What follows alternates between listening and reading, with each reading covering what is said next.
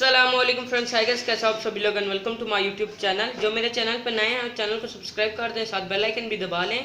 आज हम बना रहे हैं नमकीन गोश्त। 1 किलो से ज़्यादा गोश्त लिया है। जो मसाले जाएंगे वो ये हैं: नमक 2 चम्मच, हल्दी 1 चम्मच, ज़ीरा 1 चम्मच। नमकीन गोश्त बनाना बहुत आसान है। अब सारे मसाले डाल देंगे। गोश्त इस कंडीशन में आ चुका है। अब हम अदरक लहसुन का पेस्ट डाल देंगे।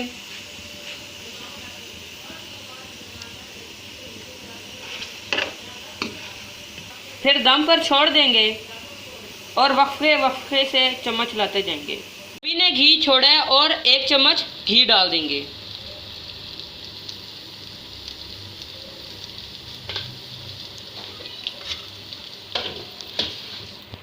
अब हम इसे थोड़ी देर और भूनेंगे।